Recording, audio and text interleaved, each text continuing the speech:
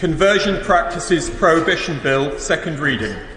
This type of legislation is the thin end of the wedge, and it has the potential to be the most dangerous, regressive, illiberal and authoritarian policy proposal that I have ever witnessed in my lifetime. We have been debating this for years, as everybody keeps saying. The reason there is no definition is because it is impossible to arrive at one. The Scottish Parliament can't arrive at one. We have failed. It is not possible to do it in a way that finds a definition that is between what is illegal already and what we all think should not be illegal. It doesn't exist. There is a complete absence of verifiable, quantitative evidence demonstrating that harmful conversion practices are widespread or occurring frequently in this country. He talks about the evidence, and he referred to that survey, as he said, and admitted that there was no definition of conversion therapy within that survey. And we've heard from the debate today how many different definitions there could be of conversion therapy and how many different definitions we all hold. It could be from the most extreme, awful abuse that's already illegal to talking therapies and persuasion. Doesn't it matter intensely what the definition of conversion therapy was in that survey? And so how can it be evidence if there was no definition? We talked on both sides of the House about the concept of the harm that could be done by these processes themselves, but there was no test of harm in the bill. Attempting to convert or coerce anyone away from being who they choose to be, or make them straight if they are gay, is cruel and thankfully against the law.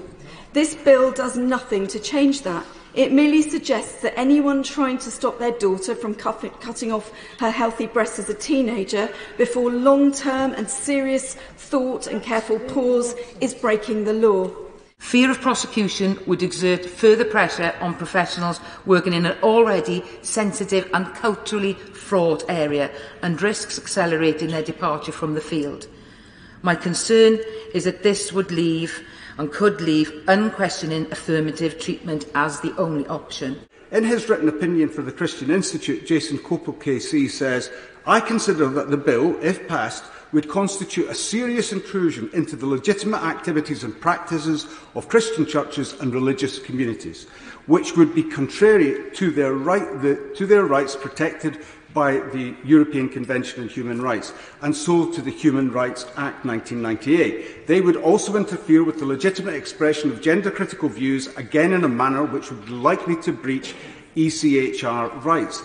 In those instances where a priest or an imam or a rabbi or anyone of some of the major religions attempts to pray for a member of their congregation who is presented to them with concerns or anxiety about these issues, they would be caught by this bill. I think there is a real chilling effect on the expression of religion and the freedom of religious belief. This bill could intrude into the legitimate activities and practices of religious groups and faith leaders.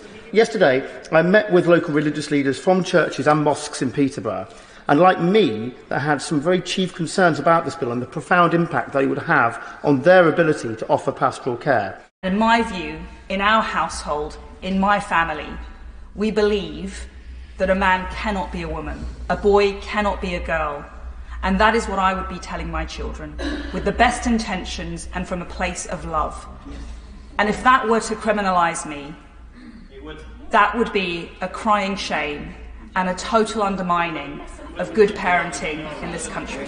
On this bill, the government's position is that unfortunately it carries a lack of legislative clarity which risks unintended consequences, and the government is well aware of how complex this issue is from our own extensive work.